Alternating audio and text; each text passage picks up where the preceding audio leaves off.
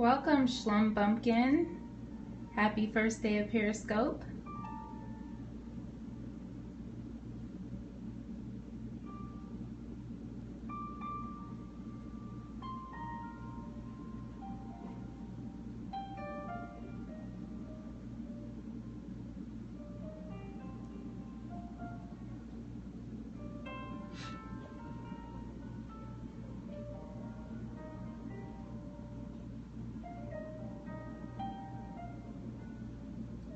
Hey, Kareem.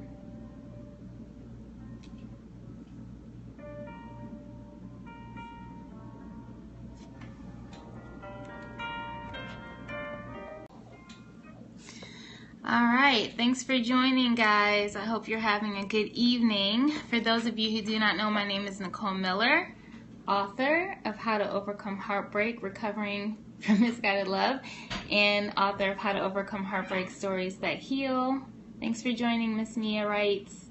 In both books, they both discuss overcoming relationship heartbreak. So in the first book, How to Overcome Heartbreak, Recovering from Misguided Love, I share my story and how I was in a pretty serious relationship, how that relationship ended up in a painful breakup, but how God used my pain and turned it into purpose. And in the second book, How to Overcome Heartbreak, Stories That Heal, the reason I love it is because it's a compilation of other people's stories as well as more for me. So if you cannot relate to my story, there are probably 13 other stories that are shared that you might be able to relate to. And thanks so much for sharing that website, Miss Mia. If you want to find out more about the books, you can visit overcomingheartbreak.net. You can visit my blog site to follow me at betterthanwines.net. And you can go to Amazon where both books are available. You can also email me at NicoleMiller@overcomingheartbreak.net. So the name of this scope is How to Make Peace with Different Personalities. I wanted to share this because I feel like it's been a frequent topic of conversation for me recently. So I just wanted to give you guys some tips on what I'm learning in making peace with different personality types.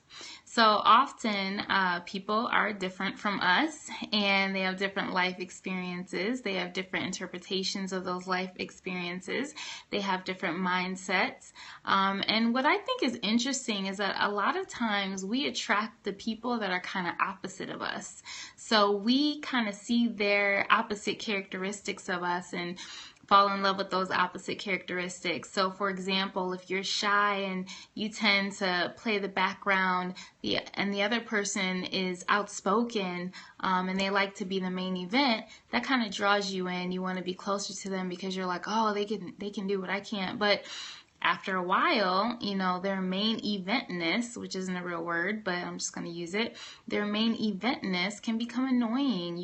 They can be all about themselves and they can end up taking you for granted. So you just kind of have those dynamics play out often in relationships, at least I know that I have. And I've been on both sides of the scenario. I've been the one that was the main event and the one all about the other person. And so now I can see that that way of functioning is just less mature and less healthy. And for those of you who followed me, you know that I'm all about, getting healthier and becoming more mature. So I wanted to share a little bit on just a conversation that I had with a friend recently. We had spoken of an occurrence that happened a few months ago, and it was a little fuzzy for both of us because it had happened a while back. But from my understanding, what I think we came to the conclusion of was that we viewed the perspective different. We had different takeaways from it. And I understood the event, which actually involved a third party. I understood it to be that the third party was trying to misdirect us in the situation. I was really annoyed with their involvement. And I just felt like they were being a hindrance, and I think I thought that they were intoxicated at the time as well.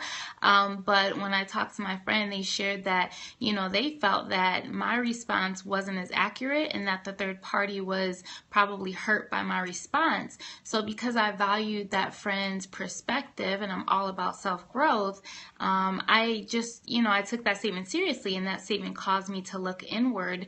And when I did, I became open to the possibility that my way of thinking could cause someone else pain.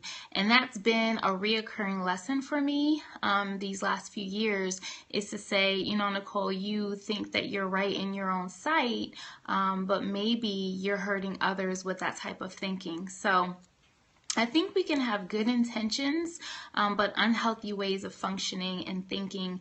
And as a result, we can hurt or offend others who function differently. So here are some tips to help us make peace in our relationships, which will probably help you this holiday season. I hope that it will help me as I foresee probably having opportunities to implement these keys.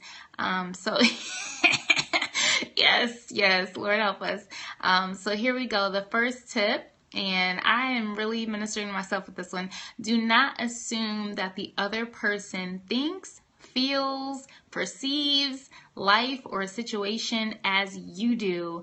And I realize that is one of my downfalls. I think I just make the assumption that, especially if I'm close to you, it's like, well, I feel this way, then you should feel this way, or I see it this way, then you should see it this way. But as I stated earlier, normally we're close to people who are different than us and who are opposites of us. So why would they think the way that we do or perceive it the way that we do? So instead of assuming, ask them how they feel. Ask them their opinion, ask them what their needs are. And so the second tip is, after a significant incident or event, follow up with them and dialogue. Make sure you're on the same page with communicating. Explain your side and where you're coming from, and seek to hear out theirs.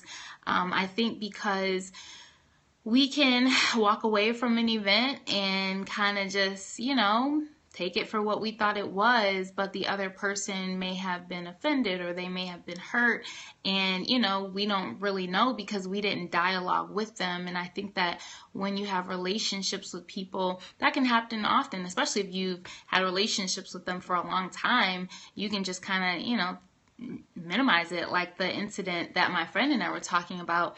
It was very minimal in my mind, but it's significant if it hurts someone else. And that's, for me, is a takeaway for me. It's like, is my way of thinking hurting someone else, then it's a big deal.